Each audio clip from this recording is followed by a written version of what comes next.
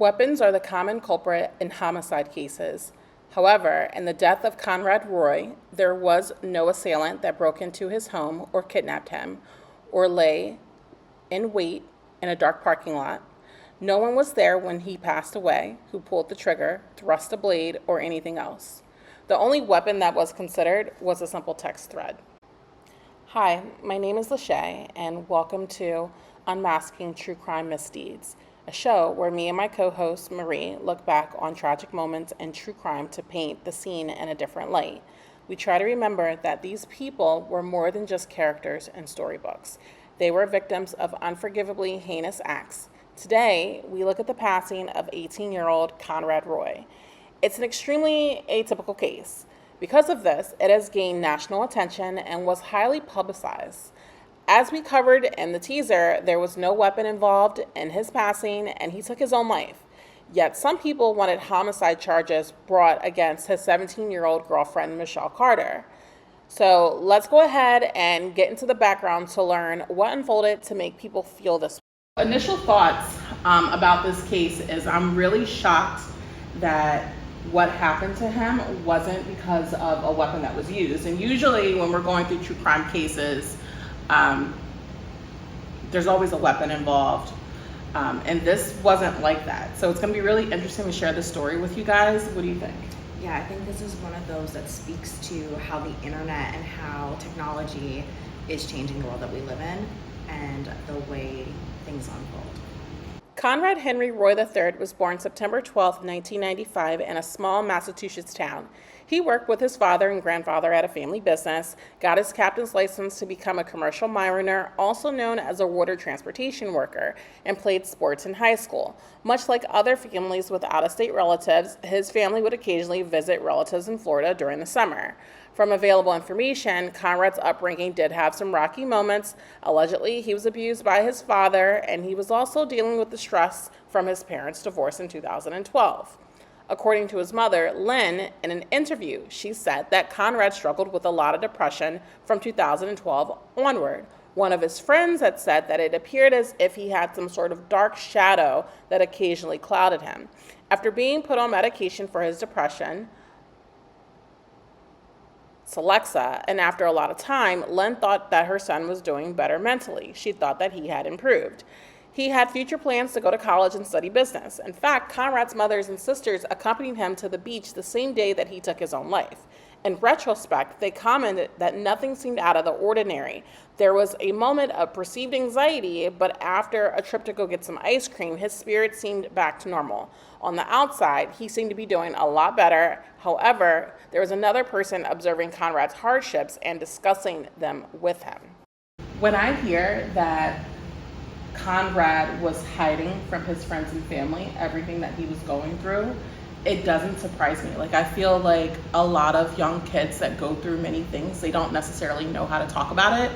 And being that he was very young, adolescent, going through a divorce, so that means his whole world is changing. His whole family structure and dynamic is changing. And then he himself is changing too.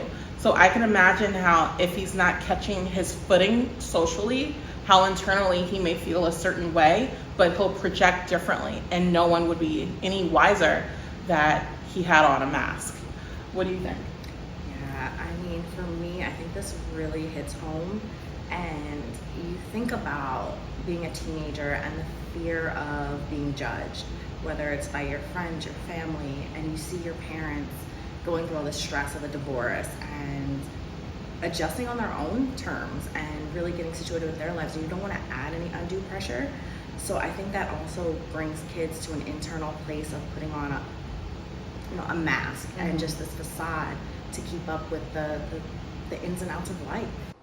Going back in time a little bit to one of his family trips to Florida in 2012, he would meet a girl his age who also happened to be visiting relatives.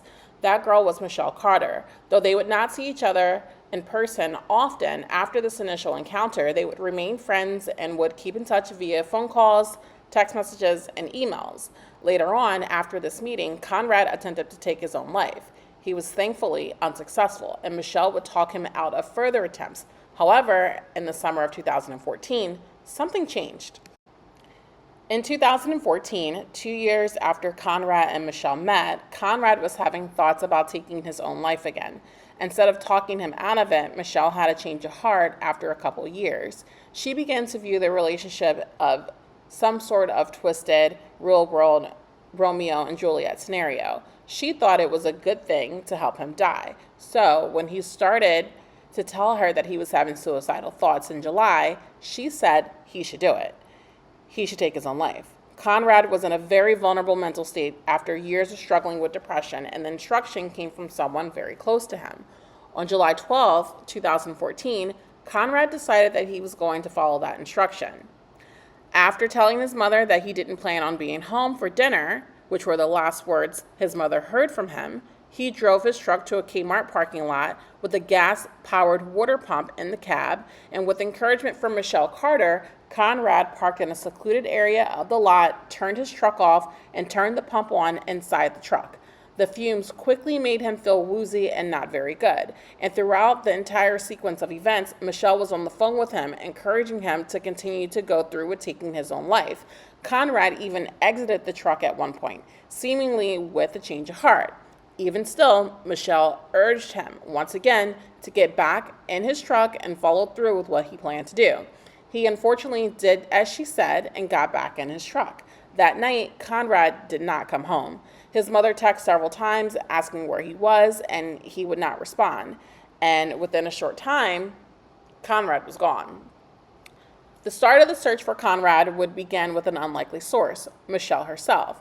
Michelle sent Conrad's sister, Camden, a text asking if she knew where Conrad was. Not much long after, she had instructed him to return to the situation that would take his life.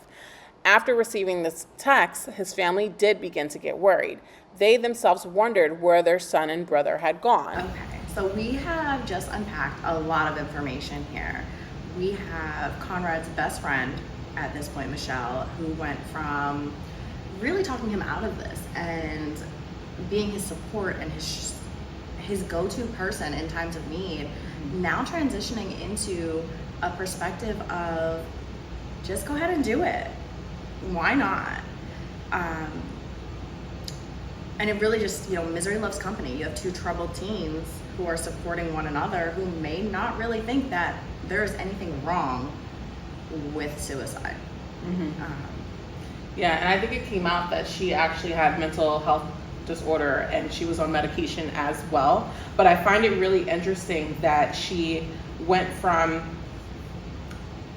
not supporting suicide, especially after his first attempt, like, don't do that, like, we care for you, we love you, stay around, to eventually saying, just do it.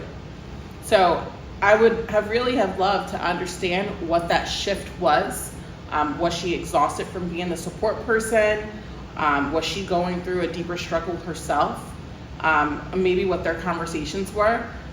We'll never know unless she discloses, and if she discloses, it's just from her point of view. It's not necessarily the whole truth. It's one-sided because he's not here anymore. But I find that interesting. Feels like a power play to me. It feels like she was searching for some sort of control, and this is the ultimate control. You convince somebody, or you would empower somebody, if you want to look at it from a delusional side of it, to take their own life. Yeah, manipulation, for sure. And if we talk about like how deceptive she was as well, like reaching out to his family, asking if they know what happened to him or where he is, and eventually being empathetic to what she learned happened. But she knew the whole time. She was there. She was on the phone with him. She knew exactly what happened to him. She knew all of the moments that led up to it. And I just find that really manipulative and very deceptive. And if I was his mother, I would have been beyond livid. There's no words to express how upset that I would have been that his girlfriend, who they hadn't really met, is lying and manipulating me for attention. As a mom, I just can't even imagine the rage that I would have. Because yeah, she sent a message. Do you know where he is? Like, well, you do. So that should have been the first message. Hey, I know where Conrad is. He needs help. Yeah.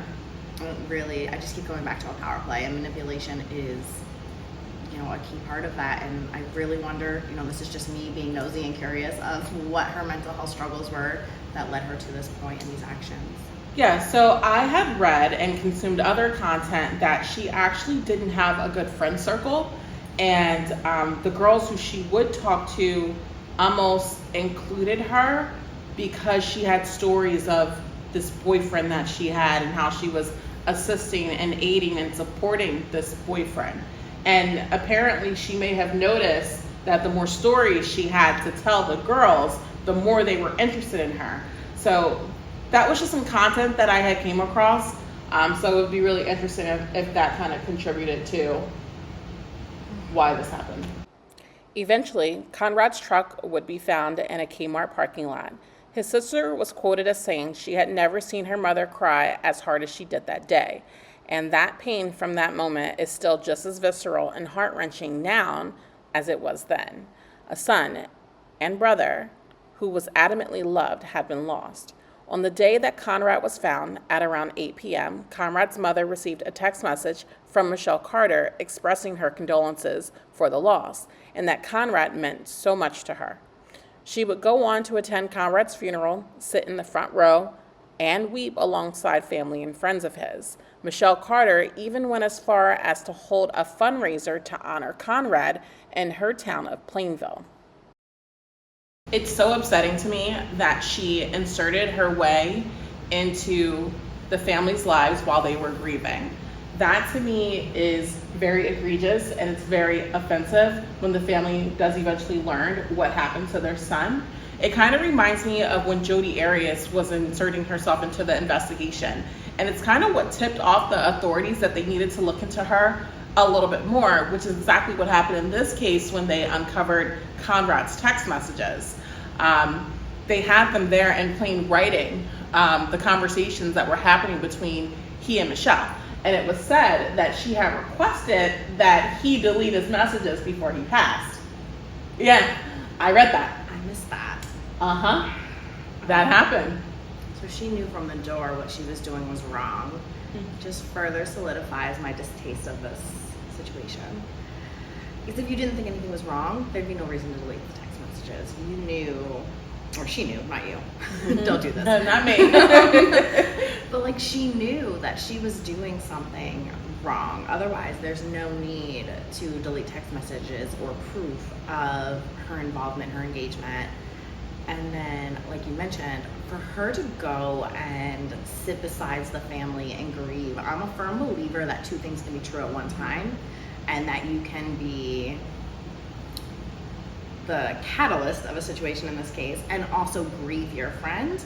However, this takes it to a whole nother level of egregiousness, that you sat down next to somebody and you cried and you wept and you pretended like you had no idea that this was going to happen, when you really played a major part in it, in his success. And she also went on to throw a fundraiser event in her town. So he wasn't even from there. They didn't live close at all. So I thought that was really interesting. It's very attention seeking, we discussed a little early on. That goes right back to the story she would tell the girls. She needed the focus to be on her. She needed to feel important. It reminds me of the angel of death cases, where people will cause a situation to then be the savior in the situation. And it seems like she was trying to be this positive force of recognition and bringing attention to his death and, his life, really. The investigation into Conrad's passing raised no red flags initially. There were no weapons, and none of the factors surrounding the case pointed towards there being foul play. On the surface, it looked like a case of a troubled young man sadly taking his own life. There was more to the case than what was readily apparent at the surface. Things got a lot less clear-cut when the police confiscated and began going through Conrad's cell phone. It was a key component in the case being changed from a suicide case to a homicide case. Once the police had gotten a hold of the phone, thousands of messages between he and Michelle Carter were uncovered. A week after Conrad had been found, Michelle started to panic, and a text message to one of her friends recovered when her phone was taken by police later on in the case. She communicated worry that they had gone through his phone and found evidence that someone had encouraged him to do it. That someone was her, and sure enough, police found enough evidence to build a case against Michelle Carter. The girl who had been playing the part of distressed and heartbroken girlfriend now had a target on her as the prime suspect. Despite Massachusetts having no laws against texting someone and encouraging them to take their own life, a jury did conclude that Michelle had a presence virtually and had some responsibility for the events that took place that night. She was indicted on involuntary manslaughter charges on February 4, 2015.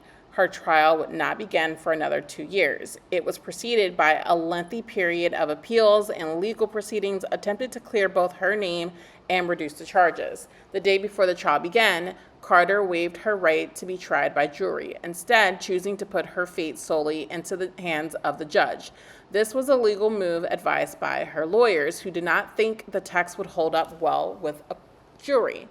On June 6, 2017, almost 2 years since Conrad lost his life, the trial began. The defense had a few different angles. Firstly, they argued that Conrad was already going to take his life, even if Michelle had not done what she did. They cited the incident in 2017 where Conrad intentionally overdosed on acetaminophen as an example of why this argument made sense, but to no avail. Conrad's mother, Lynn, countered that while Conrad was a little depressed, he seemingly made a lot of improvements and had plans for his future. So out of the window with that angle. As it's mentioned several times already, the text messages would play a pivotal role in the trial, and there was a slew of haunting texts that go back a week before Conrad's passing, where Carter was telling him to take his own life, giving him advice on how he should do it and the best methods, and encouraging him to not have second thoughts about it. She went as far as to tell Conrad that his family would be sad about it for a bit, but that they would get over it if he did it. The defense brought in a doctor to declare that Michelle was on medication that created a disconnect between right and wrong, and that she didn't understand the gravity of what she was doing. Fortunately, the argument was thrown out of the window. On June 16th, just 11 days after the trial began, Michelle Carter was found guilty of involuntary manslaughter, and the crux of the judge's decision was the moment that Conrad got out of his truck. It was cited as a moment where the decision to take his own life was consciously declined. Michelle telling him to get back in the truck was the moment that she became the culprit in his passing in the judge's eyes. You know, one of the things that I'd really like to call into play here is the amount of time that Michelle got for manslaughter. You know, we live in a world where people are given 5, 10, 15 years for drug possession, drug use, fighting in a bar even, and just regular domestic interactions versus manslaughter. Not that any of this is okay, but, you know, it really makes me wonder how socioeconomics come into play. You have Conrad, who is from a blue-collar, working family, you know, at best, less than wealthy. And you have Michelle, who comes from a very different line of, you know, How she lives. Yeah, like her family has money. They have the means to get an attorney, and probably a decent attorney based on how the proceedings went. And it really just makes me wonder how those played a part in the perception of the case and the outcome. And really the proceedings that took place once it went to court. Yeah, I agree with that. Most attorneys, they have really good relationships with judges.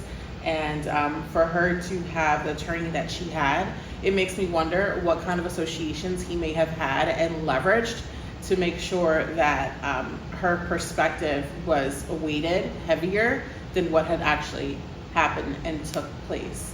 I do think that if she was a different race, I think that the consequence would have definitely been different. But that's something that the country is still working through.